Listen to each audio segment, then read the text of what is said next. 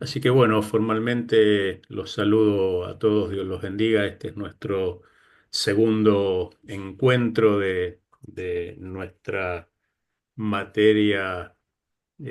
Así que la idea de este encuentro era tratar de ir monitoreando el avance de cada uno de ustedes, el acercamiento que tienen hacia el material, hacia las tareas, si tienen dudas, consultas, interrogantes, obviamente críticas, que siempre son bienvenidas, y reforzar algunas de las ideas que ustedes de lo que leyeron o de los videos que vieron tengan como duda o como interrogante.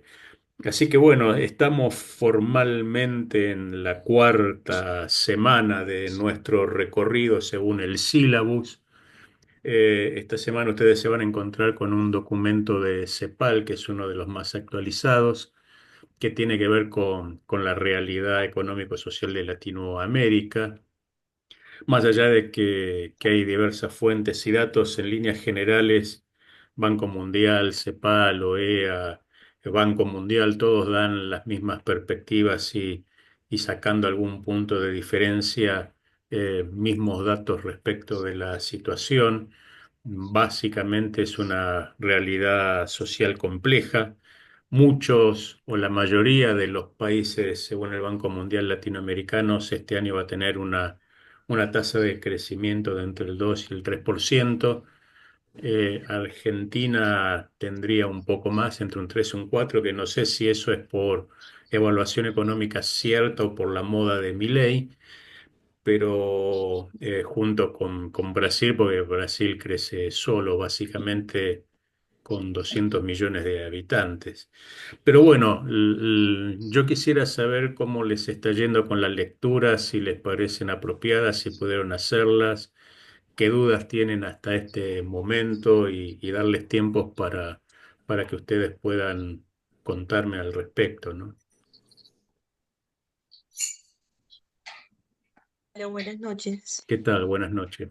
¿Cómo te va? Bueno, sí, he hecho la lectura, de hecho, hasta Ujú. hoy es que hice la última de María Colibi. María Corvi, sociólogo Corbin. español. Sí, Corby, sí. Todavía no he entrado en la CEPAL, espero hacerla mañana.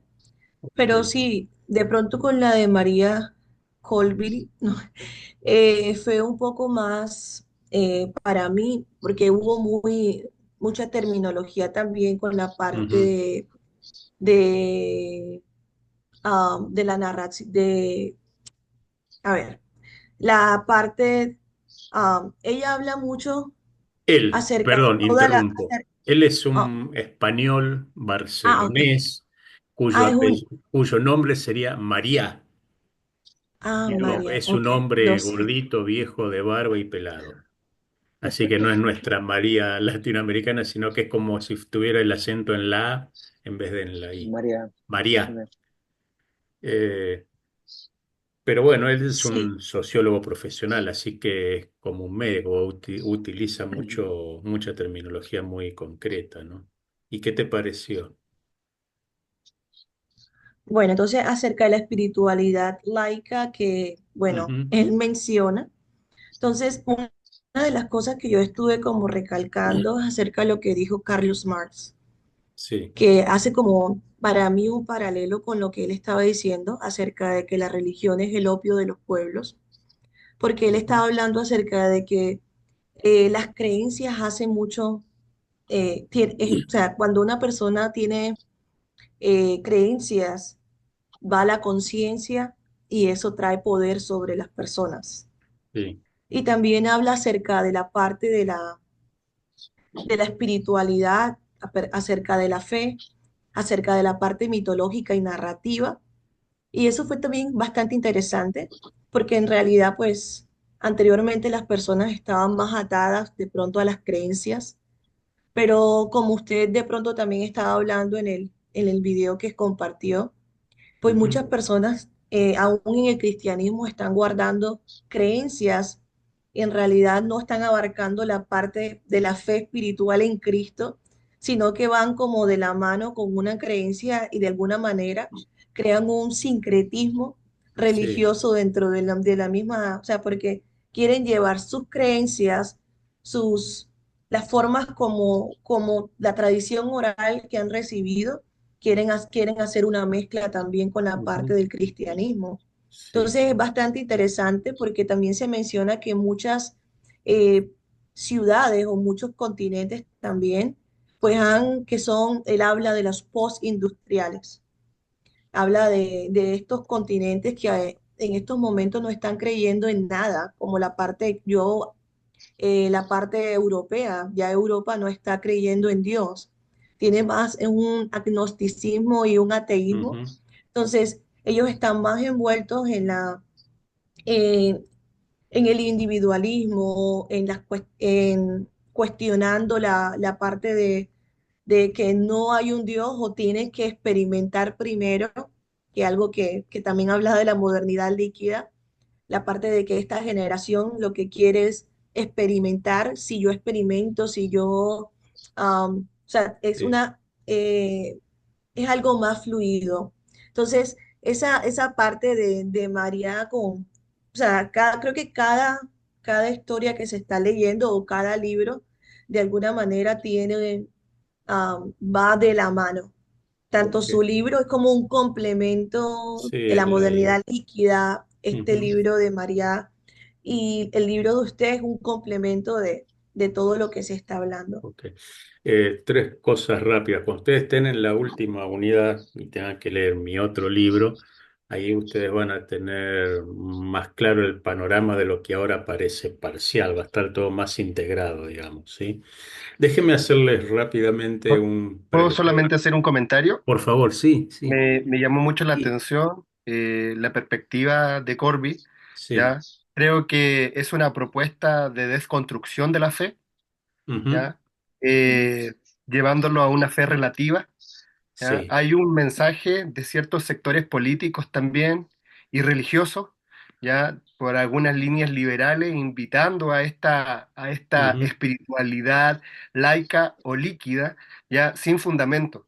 Nosotros nos paramos desde una fe sólida, ¿ya? Desde el Evangelio. Partamos desde ahí, desde ujú, la base del Evangelio, acontecimientos históricos y hechos que son comprobables a través de la historia, y hay esta invitación de una experiencia personal eh, muy relativa, ¿ya? ujú, De acuerdo a la experiencia de cada uno, que cada uno puede terminar fabricando su propio Dios, su Ujú. propia sí, ideología con sí, respecto a la fe. Entonces, sí, es interesante la propuesta, pero creo que también es un desafío para la iglesia cómo abordamos esta obvio. nueva realidad.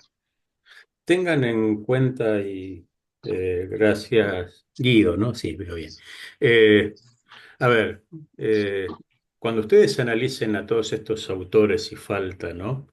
Incluso a mí mismo, ustedes traten de ver que el sociólogo, salvo yo, digamos, todos los que ustedes van a leer ninguno es cristiano, ¿sí? Es más, son altamente secularistas. Pero ¿por qué a mí me sirve y a ustedes les sirve leerlos? Porque ustedes van a encontrar la visión desde afuera de cómo el mundo nos ve a nosotros. ¿Cuál es la perspectiva de la gente cuando mira a la iglesia y cuando mira a los cristianos? Si ellos lo que están diciendo, les hago un rápido análisis. Ustedes se acuerdan que Nietzsche llegó a decir Dios ha muerto. Incluso teólogos de renombre como Bonhoeffer en la Alemania nazi en 1940 dijo, este es un mundo secular, la fe está destinada a morir. Y nadie puede dudar de la fe de Dietrich Bonhoeffer. Sin embargo, esa era la perspectiva de que el hombre con el desarrollo tecnológico, social y económico iba a ir saciando su necesidad a tal punto que Dios iba a ser menos prescindente y menos prescindible. Y eso iba a hacer que se corriera hacia una secularización. La realidad es que Dios no murió. Y va a ser la socióloga francesa Gervieu-Leguer, Danielle Gervieu-Leguer, la que por primera vez le va a dar a esa teoría secularista una perspectiva mucho más cercana a lo que le pasa a la gente. Y ella dice, no es que el secularismo está destronando a Dios de su trono, lo que pasa es que la gente está interpretando a Dios distinto porque la sociedad en la cual vive es distinta. Y ella va a decir, tenemos entonces que mirar con detenimiento qué cree la gente para entender cómo la gente está pensando a Dios. ¿Sí? Después van a venir sociólogos mucho más modernosos, ¿sí? Más actuales, que van a decir, la gente sigue teniendo fe. Dios sigue presente porque es una realidad innegable y nos guste o no, la religión es parte de la sociedad y es parte indispensable de la vida de las personas. Lo que pasa es que con la influencia de la hipermodernidad, diría Lipovetsky, que ustedes también lo van a leer, esa hipermodernidad hizo que todo, en palabras de Bauman, sea más líquido, en palabras de Lipovetsky, sea mucho más agrandado, más hiper, más acelerado y más grande. Esto es más individualismo, más egoísmo, más etnocentrismo, más búsqueda de placer, más necesidad de experiencia. ¿Sí? Eh, entonces la gente busca eso, lo que le hace bien, y trata de buscar y obtener un Dios que sacie su necesidad y lo haga sentir bien. A eso lo denominan fe hipermoderna, ¿sí? Que ahora estoy escribiendo sobre eso.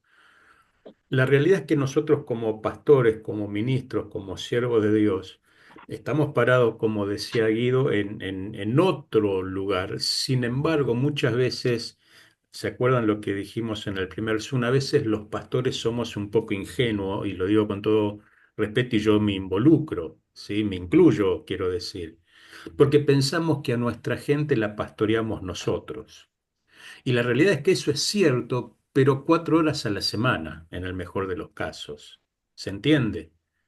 Cuando esa persona está en su casa, ese hermano llega a su casa, se siente en el living de su hogar, agarra el control remoto de su televisor, va a YouTube o a la aplicación que tenga y ve al predicador que quiere ver y escucha al músico cristiano que quiere escuchar, y él Ujú. se arma su propio culto y un día escucha, no sé, no quiero dar nombres para no, pero no sé, un día va a escuchar a Maldonado, otro día va a escuchar a Dante Gebel, otro día va a escuchar a Billy Graham Jr. y otro día va a escuchar a José González. Y un día va a escuchar a Gilson y otro día va a escuchar a Marcos Witt porque le agarró la nostalgia. Después se va a ir a Bethel o va a escuchar a John Harrison, ¿sí? Entonces él va a ir construyendo de acuerdo a lo que le gusta. Entonces, el problema es que él, mientras hace eso, escucha lo que dicen los demás, que no necesariamente condicen con lo que nosotros estamos haciendo en la iglesia, ¿sí? Yo esta semana estaba hablando con un pastor acá en Buenos Aires. Si quiere, después le mando la foto al WhatsApp, no tengo acá el celular. Pero ya está a la venta en las librerías, por lo menos en Brasil, está empezando en México, acá en Argentina, la primera Biblia que se llama así, Biblia de Estudio Inclusiva. ¿Sí? Que cualquier hermano no sé, desprevenido o en su inocencia, la cumple, mira una Biblia de estudio y está modelada, ¿no? Parece el sermón de la pastora episcopal en la Asunción de Trump, ¿no? Y está modelada por la ideología de género. Salió una editorial famosa americana, no me acuerdo el nombre, Sutherland o Sonderland, eh, Ajá. la primer Biblia que se llama Biblia diferente o Biblia al revés, que basándose en la NBI construye algo parecido a la Biblia en versión español, donde en vez de hombre y mujer se habla de personas, donde en vez de matrimonio en realidad la Biblia no usa la palabra matrimonio, usa la palabra unión, pero se habla no se habla de la relación de un hombre y una mujer, sino de personas. Se asocia a David con Jonatán de una manera que el texto clásico no da, de que Jesús permite o facilita, no es que permite o facilita, sino que no criticó la relación homosexual. ¿Se acuerdan cuando el centurión va a pedirle por su siervo que estaba Ujú. enfermo? Y Jesús le dice, andate, una palabra tuya bastará para sanarlo. Le dice, bueno, por tu fe anda, ¿sí? Y hay toda una explicación al pie que dice, por el trasfondo se sobreentiende que había una relación que no era solamente, digamos, o sea, y un hermano desprevenido va a una librería y la compra, ¿sí? Entonces, hay mucha gente que también está influyendo sobre la formación de los miembros de nuestras iglesias. Entonces, entender eso, como decía hace un rato María, entender que no hacemos sólidamente un proceso de desconversión. ¿Qué quiero decir con eso? La mayoría de nosotros viene del mundo católico. No sé, yo vengo del espiritismo, o sea, lo mío era un poco más grosero. Pero ustedes hablen con los pastores que ustedes conocen, amigos, y van a ver a un católico como un primo en la fe, un hermano apartado, pero lo va a considerar en líneas generales un cristiano, ¿sí o no? O yo estoy diciendo burrada. Bueno, En Perú no. claro, cuando yo miro un católico, yo veo un ocultista, está bien, por mi deformación y por mi testimonio. Pero el tipo estuvo rezándole a San Expedito o a San Francisco de Asís toda su vida, y San Francisco de Asís o San Agustín habrán sido dos tipos fantásticos, pero murieron, con lo cual le estuvieron hablando con los muertos. Ujú, Y eso es ocultismo, y nadie le enseña al que se hizo miembro de nuestra iglesia, que viene del catolicismo, practicaste el ocultismo y no lo tenés que volver a hacer. Entonces, es cierto, Jesús limpió nuestros pecados, pero en su subconsciente, si yo no le dije, eso está mal, el día de mañana, cuando llega de un mal día de trabajo y se sienta en la sala de su casa y ve la foto de su papá o de su mamá o de su esposa fallecida, se le pone a hablar y le dice, ¿cuánta falta me haces? Y eso está bien porque lo podemos hacer todo. El problema es que después se queda media hora charlando con la foto del padre como si estuviera ahí. ajá. O el Día de los Muertos, yo conozco muchos hermanos mexicanos, comen pan de muertos, ¿sí? En pan de los muertos, y nadie le explicó que eso está mal. Pero tengo una pregunta, pero Entonces, ustedes no como creen. dice María, sedimentalmente va justaponiendo y acumulando creencias y termina haciendo una fe sincretista, no porque él lo hace al propósito, sino porque nosotros fallamos en ese proceso. No sé si se entendió. Sí, Ujú, ahí Jaime, escucho. Sí, que a mí, profesor, este material de María me confrontó a nuestra realidad religiosa. O sea, hemos sido creyentes por muchos años y nuestra fe no solo está fundamentada en la fe en Cristo, sino hay una Ujú. serie de costumbres, de cultura cristiana que hemos generado. Y María lo que hace es desmembrar eso, Sí, desmembrar la fe de estos elementos culturales. Ella ujú. le habla adicionalmente de mitos, Sí, ¿verdad? En los cuales hemos desarrollado eh, algo diferente, a lo cual ella de una u otra forma dice que estos mitos y estas creencias ya no son funcionales para este tiempo. ujú. Ahora, me asombra esto como me asombra el hecho de que ella dice, bueno, ya estos mitos, ya estos costumbres no son lo importante. Lo que es importante es el líder, ya sea Buda, ya sea Jesús, ya sea el líder que de una u otra forma hace que ellos sí tienen algo que enseñar. O sea, elimina la cultura, elimina principios para enfocar en la persona, en el individuo. Y me impresiona más todavía por el hecho de que ella comienza a hablar acerca del tema absoluto, como algo que no existe, como algo que es variante, como que ya no hay absolutos en los cuales una persona pueda definir su vida y la vida de otros. Creo que en el ambiente nuestro como creyentes, de Sí, una u otra manera, sí. somos confrontados a que vivimos en un mundo donde aquello que pensábamos, como lo dice Bauman, aquello que pensábamos que era una estructura que nos sostenía, Ya no nos ya no sostiene más. existe. No, es que ustedes como, a ver, ustedes como pastores y como ministros del Evangelio, todos tienen experiencia, por eso están acá sentados. Ustedes vean a los jóvenes, vean a los adolescentes, o sea, prefieren ir a hablar con sus amigos en la high school o donde sea que sentarse a hablar con su líder o con su pastor, con sus propios padres. La referencia de ellos, de la mayoría, no de todos por supuesto, la encuentran más afuera que dentro de la iglesia, pues ellos se acostumbraron que en la iglesia no podían hablar de sexo, no podían hablar de pornografía, no podían hablar de un montón de cosas que siempre decíamos, no, eso es pecado, está mal, pero nunca le dijimos por qué. Nunca le dimos base sólida para que ellos razonen e incluso nos confronten a nosotros. Entonces, es cierto que el hombre hipermoderno relativiza todo. Entonces yo le voy a decir a una persona, mira, lo que estás haciendo está mal. Y me va a decir, ¿y quién lo dice?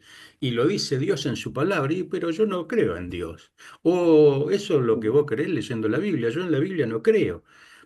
Y se me terminó el argumento. Entonces, yo le puedo estar hablando una hora acerca del hebreo antiguo y de la teología dogmática y es como que yo estoy sentado en un congreso de cardiología escuchando a un tipo hablar durante una hora acerca de cómo hacer un bypass. O sea, lo que yo tengo que hacer para ganar, entre comillas, a esa persona, más allá que todos sabemos que esto es oración, Espíritu Santo, guerra espiritual y que la pelea se lucha en el monte, ¿sí? Pero lo que yo tengo que hacer es tratar de que él vea la diferencia. Hasta que él no vea en mí algo diferente, va a ser muy difícil que acepte genuinamente, porque no tiene un parámetro. Entonces, yo hoy veo dos grandes errores que la Iglesia Evangélica sistemáticamente viene haciendo hace décadas. La primera es que licuaron el evangelio, lo diluyeron porque la gente, ustedes analicen, yo soy un sociólogo profesional, entonces yo y encima soy miope, así que yo escucho más de lo que miro, ¿sí? ¿Se acuerdan la famosa frase de Churchill? A mí no me interesa lo que la gente diga, yo miro lo que la gente hace. Bueno, ujú, Jesús lo dice con otras palabras y mucho más sabias. Dice, por sus frutos los ujú, conoceréis. Nosotros licuamos tanto el mensaje. Ustedes escuchen las predicaciones, vayan a YouTube, escuchen a cualquier, no te digo un predicador famoso, pastores de nuestras comunidades, de otras iglesias, vayan a YouTube y no van a encontrar, si ustedes me encuentran estas palabras, me las anotan, mencionadas en un sermón la palabra infierno, la palabra castigo, la palabra Claro. sacrificio, la palabra entrega hasta el dolor o santidad. No son las palabras que abundan en los sermones. Entonces, si yo les digo a ustedes, traigan el arrepentimiento. pasacassette para la próxima clase, ustedes van a saber de qué les hablo, pero ya no lo tienen al pasacassette ni la videoreproductora. Yo le digo a un adolescente, anda a buscar el pasacassette y no sabe de qué le estoy hablando, porque el lenguaje se modificó porque ya no existe más un pasacassette, ¿me entienden? El uso de Ujú, las palabras va determinando el comportamiento social y las modificaciones sociales. Entonces, el hecho de que yo hoy no predique del infierno, de la santidad, del compromiso, de la entrega, de la valorización de lo que significa la cruz, está dando la señal de que tarde o temprano la gente va a dejar de usar el pasacassette. Guido, levantaste la mano y veo. Escucha. Así es. Puede ser porque los líderes, los ¿Mm? pastores, quisieron ser relevantes y, y perdieron profundidad en distintos ámbitos.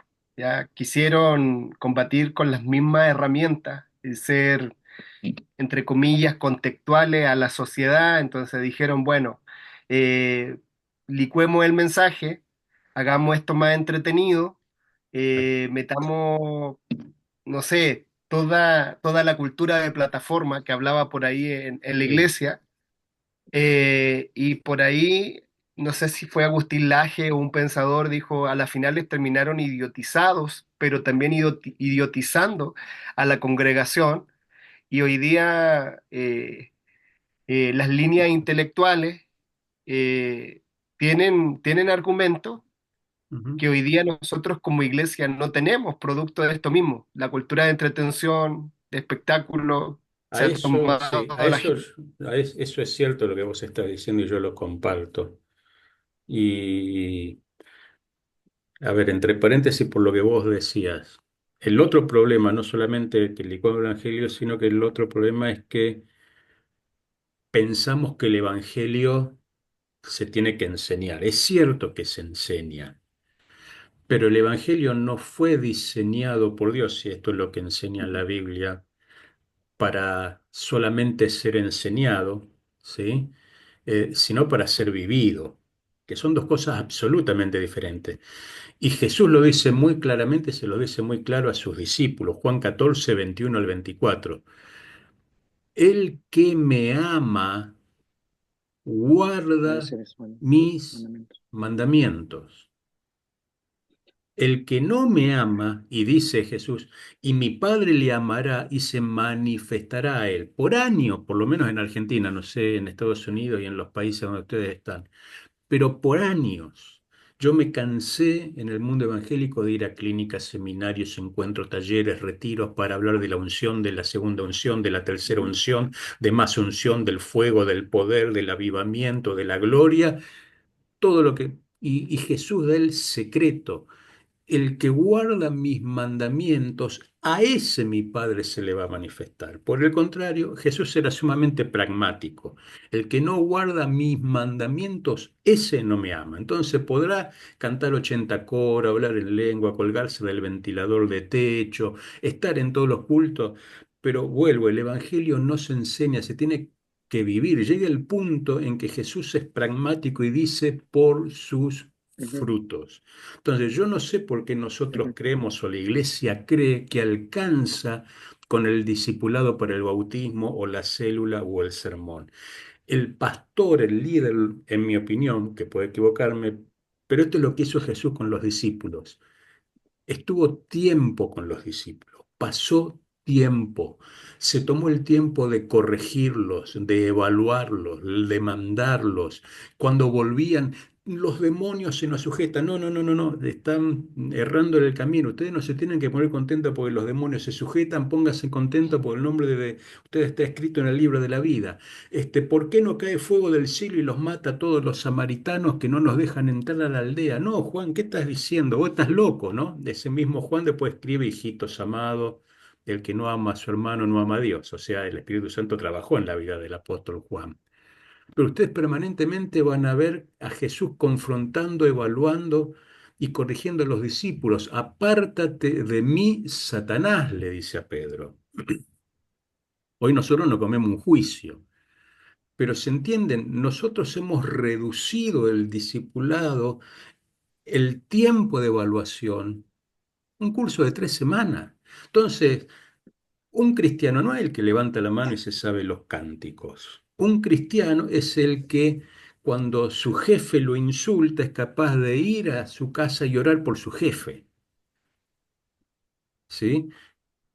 Cuando el sermón del monte cobra otra dimensión, entonces el Evangelio se vive, no solo se enseña. Y ese ha sido un error importante nuestro. Lo que pasa es que para hacer eso, el pastor tiene que dedicarle tiempo a hacer eso, ¿sí?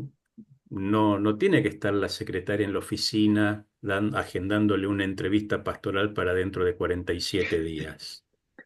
O sea, ujú, Jesús no le dijo a Pedro, espera, Pedro, venime a ver el jueves próximo. Más allá de que está bien la cultura, todo lo que ustedes quieran. Pero Jesús estaba con ellos y atendió la multitud, sanó los necesitados, todo lo que ustedes ya saben, pero la mayor parte del tiempo Jesús le dedicó a preparar a los 12 e invirtió tiempo en los 12. Ahora, Cuando los dos se metieron la pata, Jesús le dijo, bueno, si ustedes se quejan porque el mensaje que yo doy es fuerte y la gente se aparta, bueno, si quieren irse, váyanse ustedes también. Yo no voy a cambiar el mensaje porque a ustedes les ujú, cae mal. Entonces, ustedes ajá, se dan cuenta, esa realidad, yo no estoy diciendo ninguna ciencia con lo que escuchan hoy, ¿no? O no, sea, se dan cuenta la diferencia. Ahí, París, levantaste la mano. Y después sí, Jaime, sí. bueno, estaba buscando aquí, pero Jaime levantó primero que yo en la mano, no Ah, puedo ok. esperar, si no. Sí, yo soy medio lento para el Zoom, perdón.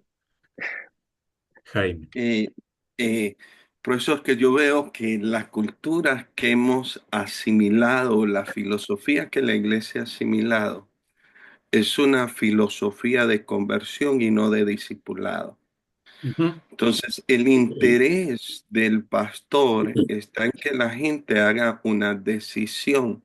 Lastimosamente es una decisión no tan fuerte ni tan sostenible a través del tiempo, porque no hay ese proceso. Y me gusta mucho desde que lo he escuchado en usted el tema de que no podemos tener un proceso de conversión efectivo si al lado no hay un proceso de desconversión, ya sea Correcto. Ujú, por prácticas, por cultura, por cosas que hacíamos antes. Yo creo que esto es muy necesario para la iglesia hoy. Entonces, la filosofía que hemos creado lastimosamente está siendo muy dañina para la iglesia hoy. De hecho, las estadísticas desde 1980 al 2022 dice que el cristianismo no sobrepasa el 32%. O sea, hemos estado en Estamos tantos perdiendo años gente, sí. sin tener algo relevante en el avance. Entonces, lo que está dándose, más que gente que está viniendo a Cristo, lo que se está dando es la movilización en el mismo cuerpo de Cristo. O sea, la gente se mueve de un lugar a otro. Mm, Ahora, ujú. mucha de esta gente se está moviendo por la cultura de la plataforma, que era algo que ahorita Sí, Guido estaba hablando. Y eso ha hecho que nos hemos alejado de la demanda de ese evangelio. La demanda está en negarnos a nosotros mismos y en seguir a Cristo. Esto ujú, es algo que en este tiempo no está haciendo la diferencia porque vivimos en un templo, en cuatro paredes, es y la correcto. iglesia fue diseñada para estar en la Afuera. necesidad del mundo y donde la gente necesita no escuchar, necesita ver qué es lo que usted está diciendo. Es Eh, consistente con lo que yo hago. tenemos que ujú, ser consistentes en Mm, vivir a Cristo. No, esto también afecta a algo, pastor, porque hay un problema que tenemos que es el éxito. Hoy en día en la comunidad ministerial se mide el éxito de la gente dependiendo la gente que tenga en su es iglesia o la correcto. gente que nos siga. Y esto en lugar de ser un beneficio ha sido muy dañino porque de repente tendrán gente que los sigue por la sonido, por la música, por los medios que tienen, pero que en su esencia no hay nada que sea sostenible en el cielo. A mí me pasó en carne propia. Yo les doy un ejemplo mío, ¿no? Hace muchos años atrás, eh, asumí el pastoreo de una iglesia acá en la zona periférica de Buenos Aires, que la iglesia tenía 9 viejitos. Estaba a punto de cerrarse y yo fui para tratar de hacer algo. Y iba todos los meses a la reunión de pastores bautistas de la zona, que teníamos un desayuno de oración, y uno los saluda, ¿no? En vez de decirme, hola, Dios te bendiga, qué gusto verte, me decía, ¿cuántos son? ¿Cuántos tienen ahora? Sí, ¿cuántos ¿cuánta gente? bautizaste? Y si yo, a ver, digamos que Dios trabajó en mi autoestima, pues si no me hubiera suicidado un par de veces de manera sistemática. Pero es cierto, se asimila si fuera por el éxito, a ver, Noé no salvó a nadie, apenas a su familia, ¿sí? Moisés no entró a la tierra prometida. Está todo fantástico, pero Jesús en términos reales y humanos murió en una cruz. Ujú, ¿Sí? La iglesia era un conjunto de pobres menesterosos que si no hubiera sido por el poder del Espíritu Santo no tenían plata ni para llegar a Roma, o sea, eran un conjunto de esclavos mayoritariamente y de gente sin recursos. O sea, la Biblia es una suma de gente sin éxito. Lo que pasa es que era gente que creyó que Dios podía hacer algo distinto, ¿no? Entonces, eh, fíjense en Jesús, que esto es lo que nos pasa a nosotros. Nosotros toda la vida criticamos a los católicos nominales y ahora tenemos evangélicos nominales y no nos damos cuenta de eso. Entonces Hay Jesús muchos. le dice a Timoteo, mira, a Nicodemo, perdón, ustedes son lo más grande que hay, conocen la ley, la saben de memoria, se la enseñan al pueblo, guardan los ritos, cumplen las normas, está todo fantástico. Pero ¿sabe qué, Nicodemo?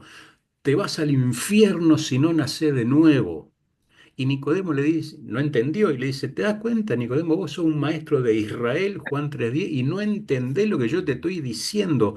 La religión no te sirve para nada. Y nosotros estamos inmersos en el mundo religioso. Leen el Nuevo Testamento y ustedes no van a encontrar nada referido a la cultura. Por eso también María Corby tiene razón en gran parte. En el Nuevo Testamento no hay ningún versículo que diga que la predicación dura 45 minutos, media hora, 1 hora y media, o como Eutico se cae porque Pablo no paraba de hablar y se muere. Decir que estaba Es que Pablo que está, bajó, oró y revivió. es que está en función ahora cuántas personas vienen a tu iglesia. Claro, pero ahora yo ya dejé el pastorado pues me estoy mudando a esa fe. Pero se entienden lo que estoy diciendo, no hay alusión a Ujú, cuántas canciones cantan. Lo único que se dicen son los principios. En la iglesia primitiva todos, absolutamente todos, compartían el pan, tenían comunión unos con otros, ujú, perseveraban en la oración, ujú, lo más importante, en la predicación de la palabra. Eso es lo que debería caracterizar a nuestro culto. Todo lo demás es cultural. En África van danzando cuando ofrendan. ujú. Eh, y, y están, no sé, las iglesias de negro están acostumbrados a moverse mucho más, pero es un tema cultural. París, tenías la palabra. No, sí, bueno, solo recordar también que Pablo hizo lo mismo con Tesalónica, pasó tiempo con ellos y lo dice un poco cuando él comparte cómo fue su tiempo con ellos, ¿no? Habla Ujú. sobre ser como la Cuando gallina y los pollitos uno y analiza y lee, hay bastante material sobre sociología de la iglesia primitiva. Una ujú, de las características del apóstol Pablo es que como mínimo estaba un año en cada ajá, ciudad y se iba cuando había alguien a quien dejar, ¿no? De hecho, él lo sí, escribe, ¿no? Un neófito para que no se vanaglorie y se ujú. enorgullezca. Y nosotros, ¿alguna vez se pusieron a pensar cómo nombramos a los líderes en la iglesia? Si seguimos el método bíblico o no. ¿Se acuerdan cuando buscaron a los diáconos? Hechos 6. Ujú. Fue muy similar a Jetro con Moisés en Éxodo 18, ¿no? Varones de verdad, de buen testimonio, llenos del No, de Espíritu semana. Santo, dice Pedro. Jetro le dice, hombre de sabiduría, que no aspiren a ganancias deshonestas y que sean justos. Eh, no, pero él viene siempre, hace tanto que está en la iglesia, no, pero no sabés Ajá. cómo diezma. Eh, Yo y conozco una llenamos, iglesia y nos manejamos por organigrama, perdón, no nos manejamos por dones y ministerios. Y no es lo mismo una iglesia que se maneja por dones y ministerios que una iglesia que se maneja por organigramas. sí, Di, bueno, pues solamente para decir algunas cosas que están por favor. compartiendo ustedes. Una es que realmente sí, no es un tema seguir a Dios o Jesús, no es un tema de obediencia, es un tema de emoción. Como usted dijo, tú te preguntas, las personas se aman a Cristo y te van a decir sí, pero no es un tema de decisión, de ser como Cristo, es un tema más de simpatía, de sí, ¿no? Es más Ujú, emocional que un tema de decisión, ¿no? Entonces Jesús espera que nosotros decidamos obedecer su ley, es un tema que nosotros tenemos que tomar la decisión de decir, yo quiero seguir. Otras cosas, bueno, yo tengo un background que estuve liderando un ministerio deportivo en Perú y una de las cosas que nos enfocábamos es justamente lo que se dijo, ¿no? A los chicos no es tan importante lo que tú dices, sino lo que tú haces, porque ellos siempre te están viendo. Y una de las cosas aquí importantes que vemos es que realmente es un tema que a veces, uno de los roles que cumplimos nosotros o que tratamos de hacer con los líderes de las iglesias es que sean el rol de un consejero. Normalmente ellos dicen, ¿qué hace el consejero? Dice, da consejos, dice lo que tienen que hacer los chicos. Y para nosotros es algo diferente. Es un poco esta idea, ¿no? Y es un poco lo que Dios muestra en el paraíso, ¿no? Dios muestra el bien y el mal, pero la decisión es de Adán, de seguir y confiar en Dios, ¿no? Y creo que es algo que muchas veces pasa, sobre todo con los jóvenes, que no tenemos el valor de decirle que es que sí, que no, y queremos que ellos hagan el bien, ¿no? Que a veces no hacen bien y los separamos, no son parte de este redil.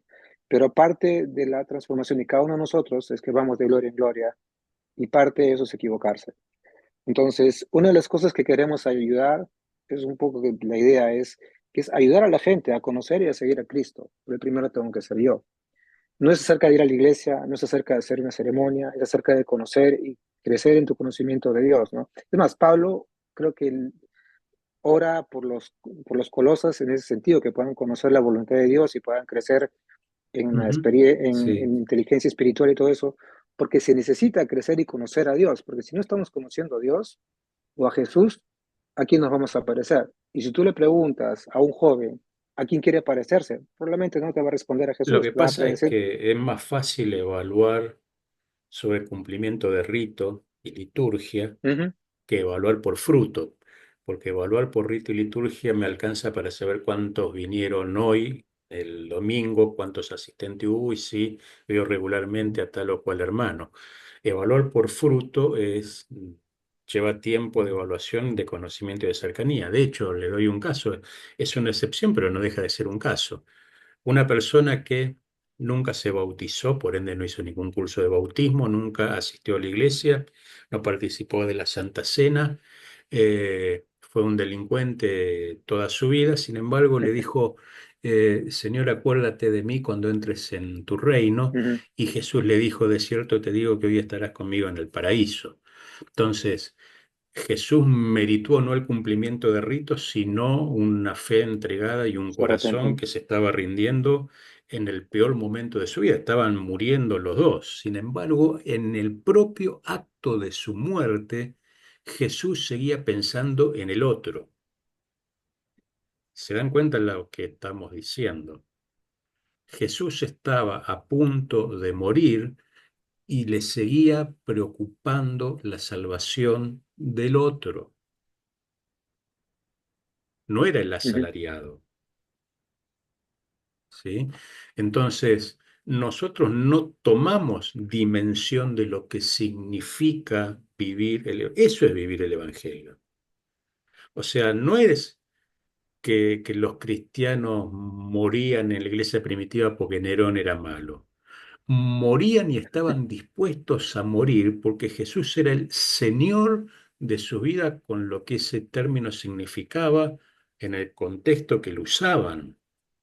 Entonces, hoy yo puedo ir a un culto, pero no sé si estoy dispuesto a vender mi casa para sostener a un misionero. Tampoco exageremos. Entonces, si yo no estoy dispuesto a ofrendar todo lo que soy, todo lo que tengo, yo no estoy hablando de primicia y toda esa estupidez que se predican ahora, pero si yo en mi corazón Dios no ve como hizo a Abraham, o sea, yo sé que Dios me va a levantar descendencia aún de entre las piedras. Y levantó, ustedes son padres, la ujú, mayoría supongo, ¿sí? Eh, Estuvo a ujú, 20 segundos menos del matar a su hijo, porque levantó el puñal y lo que tardaba en bajar el brazo, no sé, 2 segundos, estuvo a 2 segundos de matar a su hijo, porque Dios se lo pedía. Sin ujú, duda, ¿eh? No dijo, yo no ujú, estoy diciendo que a Abraham le gustó hacer eso. Lo que estoy diciendo es que no le gustó un cuerno hacer eso, pero no tuvo duda porque sabía quién era Dios, había una relación de cercanía con Dios. Ustedes, a ver, las que son madres, ¿ustedes saben o se imaginan lo que es, lo que tuvo que haber sido para María? El ángel le había dicho, una espada traspasará tu corazón, se lo profetizó el ángel ujú. Gabriel. ¿Ustedes saben lo que es para una madre ver cómo a su hijo lo están matando al pie de la cruz durante 6 horas y no poder hacer nada? Ver cómo su hijo se está desangrando y lo están clavando y le están martirizando.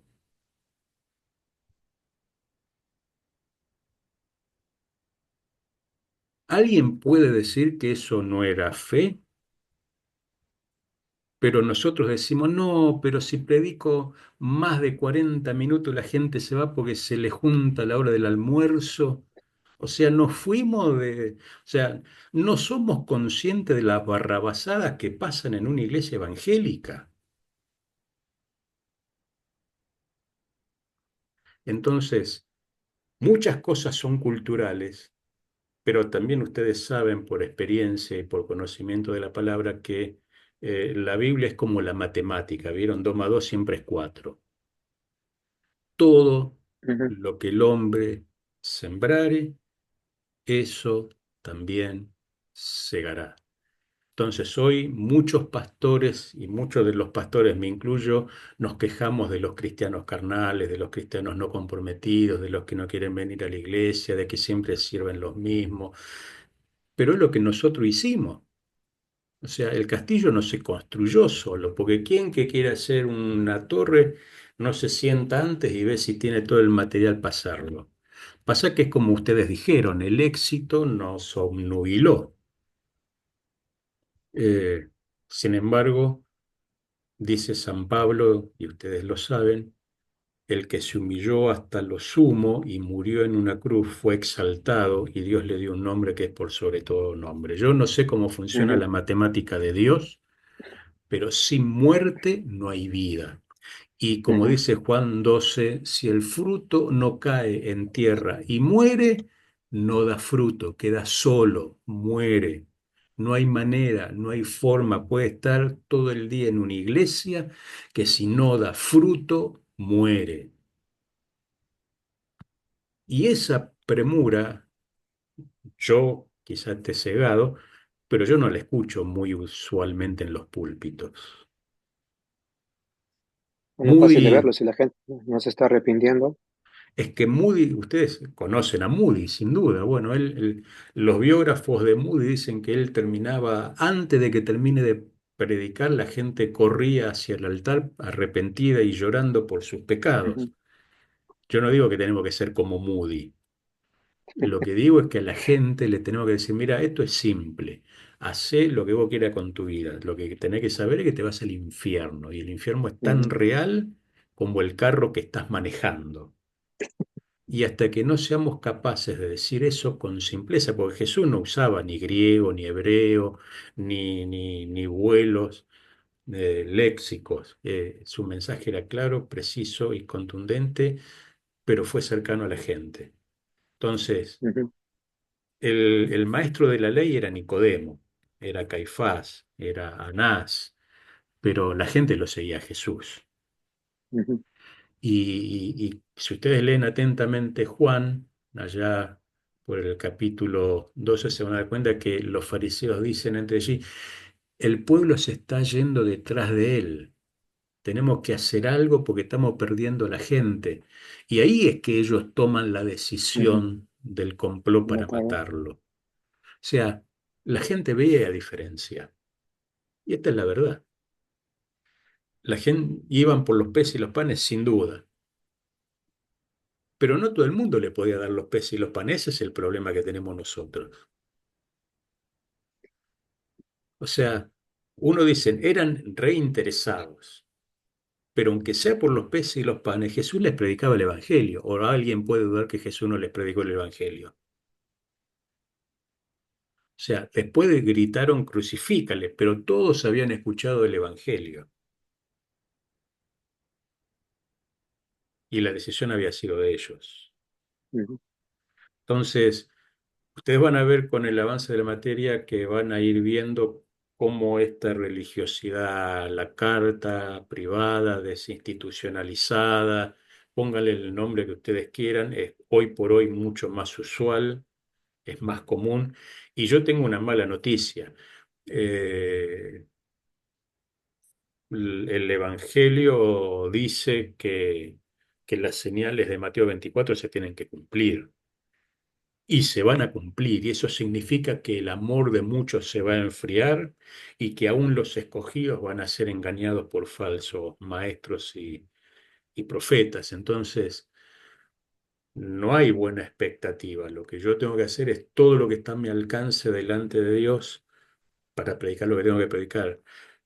Yo siempre uno de cada tanto voy y lo leo, ¿no? No es que sea masoquista, pero Jesús hizo la oración que envidiaría ser cualquier pastor, ¿se acuerdan, no? Juan 17, Padre, de todos los que me diste, ninguno se ha perdido, salvo el hijo de perdición. Y esa no es mi oración, porque yo no puedo decir eso. Y esta es la verdad. Pero deberíamos poder pararnos delante de Dios y decir, de todos los que me diste, hice todo lo que estuve a mi alcance para que ninguno se vaya. Y lo que pasa en el medio solo Dios sabe. ¿Sí? Entonces, Benita, levantaste la mano y te veo. Dios te bendiga. Eh, no, no, no, no es simple y yo espero que ustedes cuando terminen la materia, más allá de que la evalúen, ustedes se vayan con muchas más preguntas que las que tienen hoy.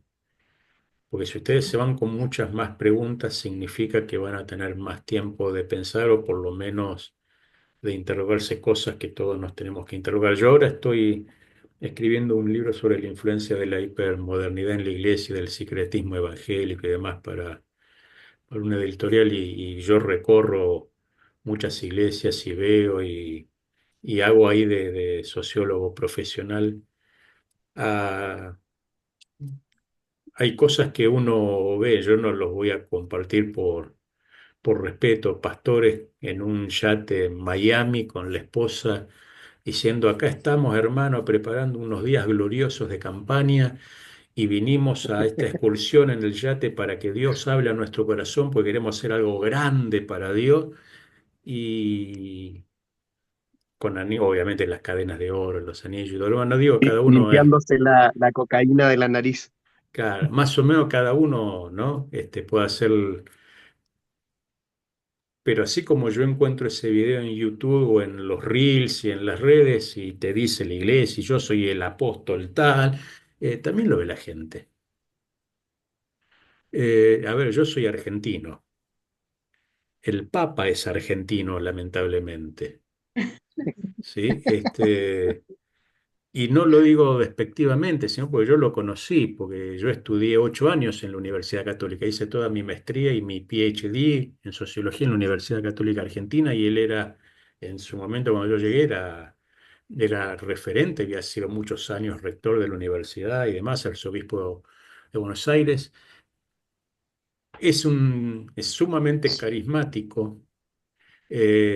Eso de la oveja con olor a oveja se lo robó a varios pastores acá de Buenos Aires, pero no importa.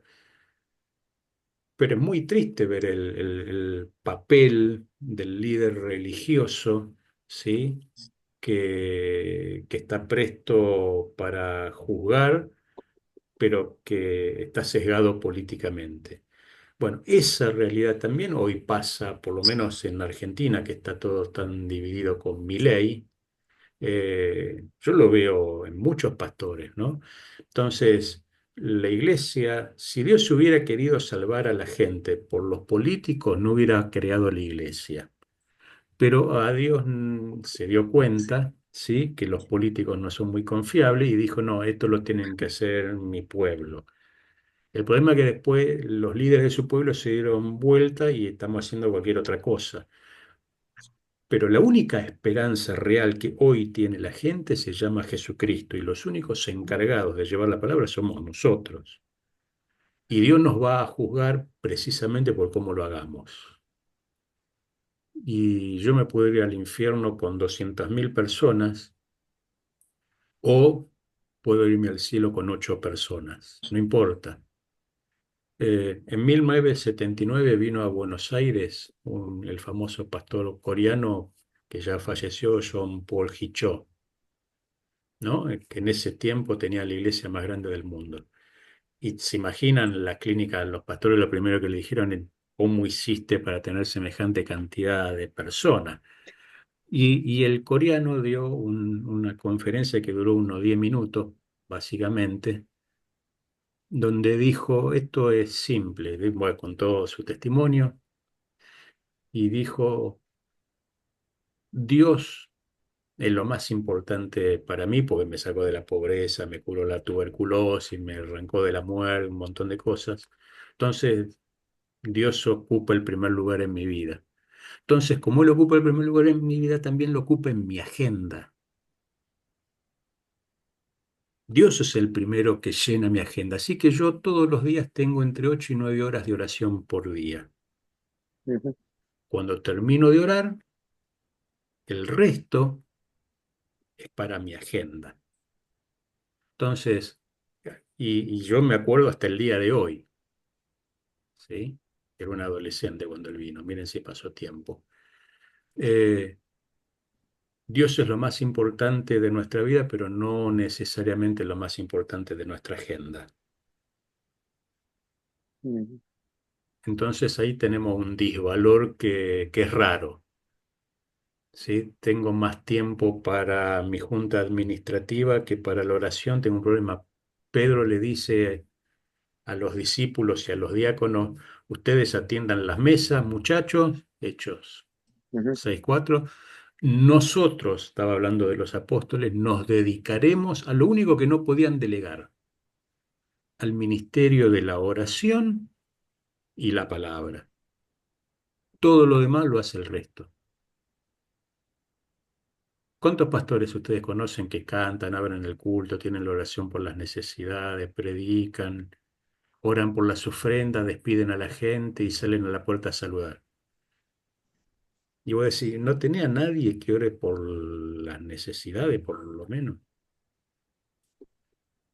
Entonces,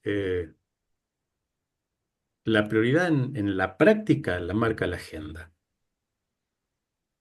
Y eso hasta el día de hoy me sigo acordando. Bueno, no, preguntas sobre las tareas. Algunos vienen medio atrasados con las tareas. No estoy corrigiendo todo lo que desearía corregir. Pero bueno, estamos bajo el tiempo de la gracia. Aprovechen porque dentro de 4 semanas vendrá el lloro y el crujir de dientes. Bueno, yo estoy retrasado, así es que hoy día presenté la tarea de hoy y estoy yendo hacia atrás para completar todo y ponerme al día. Hemos tenido muchos enfermos en casa. Ok, Entonces, hoy día comenzaron otra vez los chicos a enfermar. Entonces, es un poco difícil con el tiempo. ok. Pero estoy trabajando en esto. Más bien, gracias por responder mi mensaje. Bien. Eh, yo soy medio... Para mí el estudio es un acto de adoración, básicamente, y eso tiene que ver con mi testimonio, que si en un minuto se los cuento y si no hay más preguntas nos despedimos. Como yo les dije, yo nací en un hogar espiritista. Mi abuela, mi mamá, mis tías, toda mi familia eran médiums de la Escuela Científica Basilio, así que ahí Ujú. yo me formé, ¿sí? A los 5 meses tuve meningitis y de esa meningitis mi cerebro quedó mal. Entonces, todo lo que a cualquier chico le costaba 10 minutos, a mí me llevaba todo un fin de semana. Sí, pues mi cerebro, hablando mal y pronto, no daba lo que tenía que dar. Y terminé mi escuela primaria, le decimos acá en Argentina, la escuela inicial, de casualidad con un promedio rasposo de una C tirando a una D, y un promedio lamentable, a tal punto que cuando yo tengo que empezar mi colegio secundario, mi high school, los médicos le dicen a mis padres, mire, que aprenda un oficio, pero no lo hagan estudiar porque no da, lo único que va a hacer es frustrarse. Yo tenía 13 años y en ese tiempo mi abuela, pese a ser espiritista, y de las buenas, digamos, en la jerga, era amiga de la esposa de un pastor pentecostal, el muy bruto, lo digo en el buen sentido porque no había tenido posibilidad de prepararse, Pero ese hombre estuvo 8 años orando por mi familia. Y él se recorría más de una hora de una punta a la otra de la ciudad, tocaba el timbre de mi casa, golpeaba la puerta y decía, Dios me manda porque Dios los ama, y mi mamá le revoleaba la Biblia por la cabeza, le echaba patadas, lo denigraba, porque aparte mi familia era re racista, él era más bien oscuro, pero él siguió orando y cada 15 días, 20 a lo sumo, golpeaba la puerta y decía, Dios me mandó porque Dios los ama, y así estuvo 8 años. Wow. Tanto hinchó que un día dice, bueno, pero vengan a mi iglesia, era 2 chapas con 3 maderas más o menos a la iglesia, y un día vamos, ¿no? Yo tenía 13 años. Obviamente, imagínense un adolescente de 13 años, criado en el ocultismo, o sea, nada que ver con contexto cristiano, en un culto pentecostal. O sea, no entendí nada. ¿No? Entonces viene el llamado final, me dice, ¿alguien quiere aceptar a Cristo? Entonces yo, con mi media lengua, digo, mira, si esto es cierto, Dios, como eh, ¿no? Tenés que hacer 3 cosas. Quiero que sanes mi cerebro, porque yo quería estudiar y no podía. Quiero que sanes mi asma, porque yo andaba con mi aparatito de Ventolin todo el día, porque era un asmático crónico. Y quiero sentir esa alegría que ellos tienen, que no sabía ni siquiera cómo era, pero bueno, hoy evidentemente era, hoy lo sé. En ese mismo momento yo sentí como un fuego raro, y hasta el día de hoy nunca más volví a tomar medicación para el asma. Dios sanó mi cerebro, y cuando mis padres con el tiempo vieron eso, se terminaron convirtiendo. Ujú. Eh, yo quería estudiar, obviamente me convertí en una iglesia pentecostal, fui ministro de una iglesia pentecostal, hice todas las etapas del seminario y dije, bueno, ¿y ahora qué puedo seguir haciendo? Y me dijeron, hasta acá llegamos, me fui al seminario bautista y después ya me quedé con los bautistas. Pero más allá de eso, mientras yo estaba en el seminario bautista, terminé mi carrera de Derecho y después hice los posgrados de Derecho de Telecomunicaciones Administrativas, pues yo en Buenos Aires trabajo de abogado.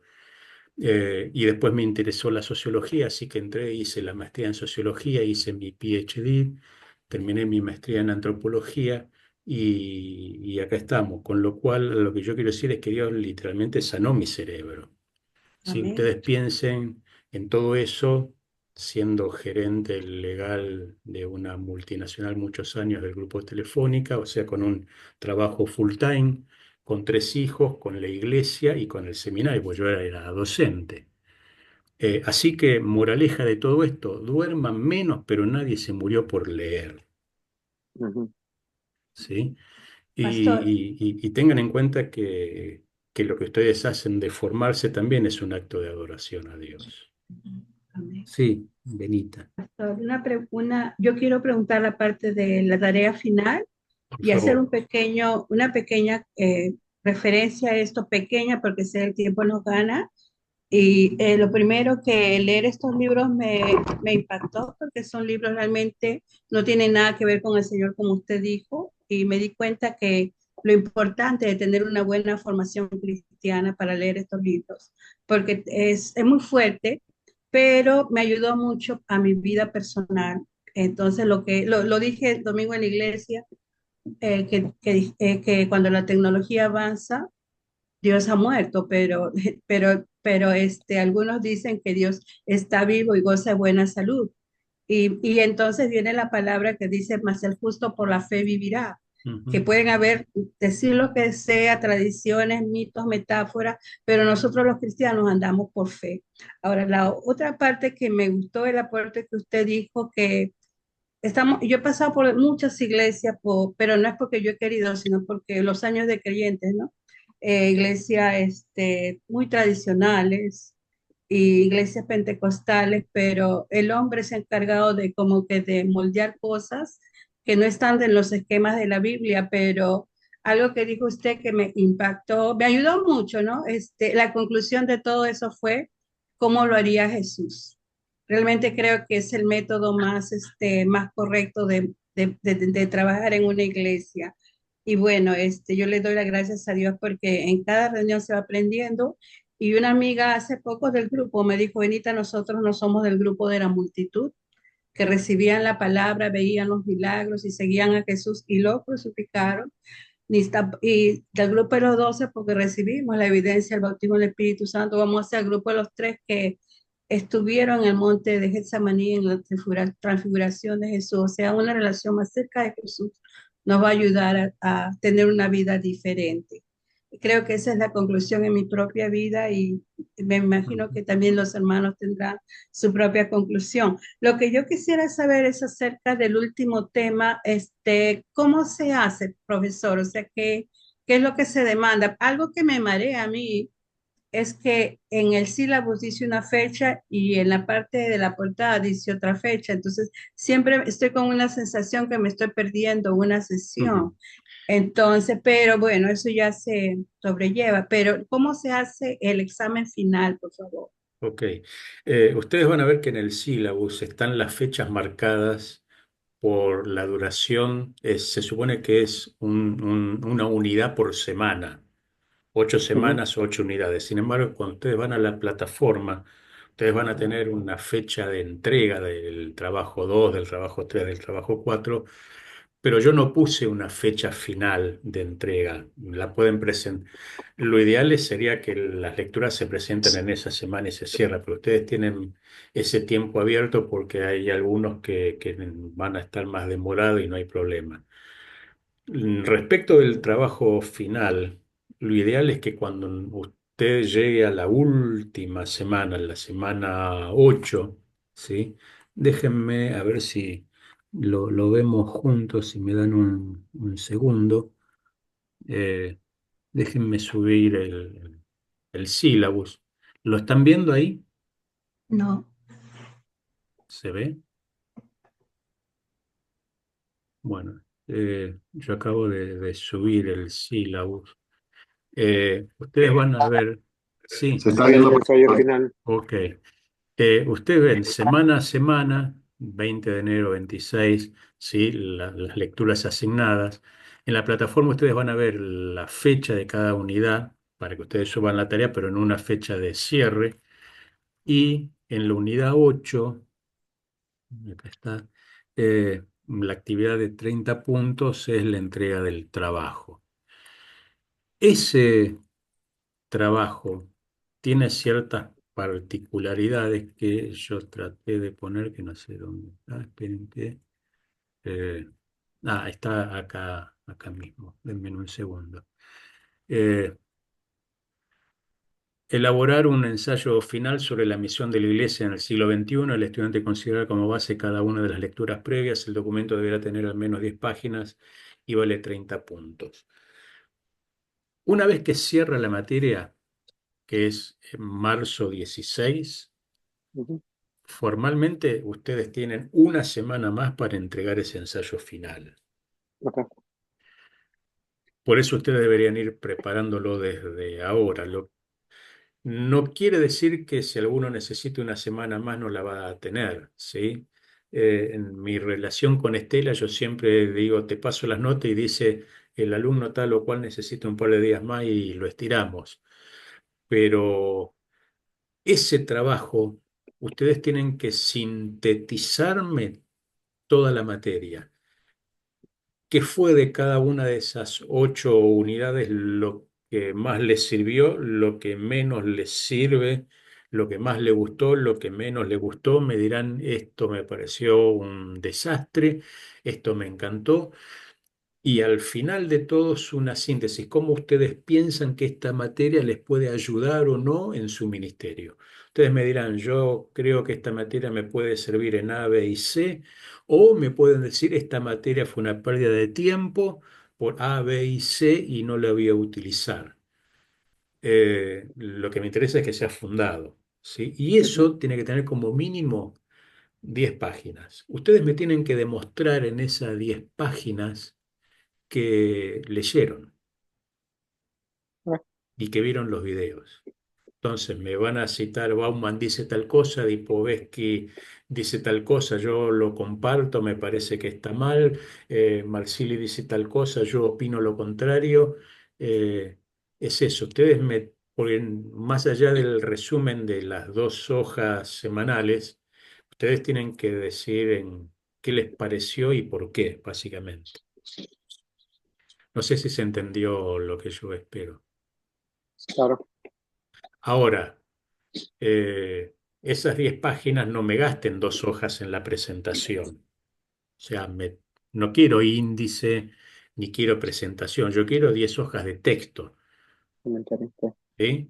Eh, que tampoco sean a doble espacio, porque si cada página tiene 5 renglones tampoco me sirve, ¿sí? Ah, Pastor, tengo una pregunta. Le pasa que con el anterior teníamos como una manera que era doble espacio y con letra número 12 y con tipo de letra. Yo estoy siguiendo el mismo patrón. Sí, no hay problema. Entonces, Yo no, pero no, no, pero no, eso no implica puse también ningún. el número de páginas. Me Sí. imagino que el pastor, el anterior profesor lo puso porque quería ver una cantidad Yo quiero escrita. ver 10 páginas de texto escrita a doble espacio, Igual. ¿sí? No, no pierdan tiempo poniendo el logo de la universidad, la carátula, yo ya sé cómo me llamo, así no hace falta, yo ya sé cuál es la materia que estamos dando, así que eso lo ahorran y ganen tiempo en lo útil. Esto no es una tesis que tienen que presentar, ¿sí? Ujú. Y tengan en cuenta lo que dice el sílabus, ¿no? Es el 30% de la nota de ustedes, ¿sí? Ah, Bueno, estimados, nos veremos la próxima vez, que cae en marzo, eh, y cualquier consulta, duda, lo que sea, me lo mandan por WhatsApp o por mail, no, no hay problema. Un gusto verles, Dios los bendiga y queda menos ánimo, ya termina. hermano Pastor Gracias. Pablo, una pregunta. ¿Cómo podemos Sí, orar por usted? ¿cómo? Cómo podemos orar por usted? Eh, a ver, no. Me gustaría orar por usted. ¿Cómo podemos orar por usted? Ya que estamos aprovechando este tiempo juntos Y de si enseñanza. quieren, podemos orar ahora o... No, no, o- ¿cómo puedo estar orando por usted? Yo en realidad hoy justo salió mi visa Bulletin. ¿Ok? Yo tengo aprobada una visa de interés nacional,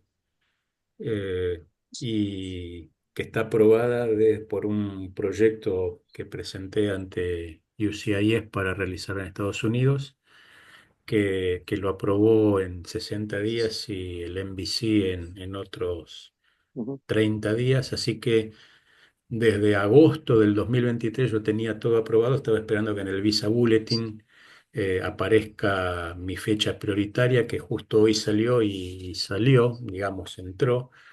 Así que lo que me queda durante el mes de marzo, a mi esposa, a mi hija y demás, es hacer el examen médico acá y ir a la embajada, a mi entrevista consular para toda la documentación que yo presenté o que presentaron los abogados por PDF, la lleve apostillada en original, traducir y todo lo demás, y el cónsul se cerciore de que soy yo y que lo que voy a hacer es cierto que lo voy a hacer, básicamente.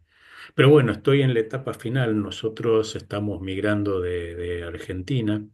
Nos estamos yendo a Estados Unidos, así que sería bueno que oren por nosotros para terminar ese ujú, proceso y para que Dios pueda estar mostrándonos, más allá de mi propuesta, que se las digo básicamente, es de formación, ¿sí? ujú, Yo presenté un programa que voy a trabajar yo con recursos propios, con dinero propio, para formar líderes, pastores y personas como dicen en Estados Unidos, de no profile, en ONGs o entidades sin fines de lucro que se dedican a la ayuda social para hacer precisamente trabajo social, pero de alto impacto y sostenible en el tiempo, por medio de la enseñanza de herramientas sociológicas.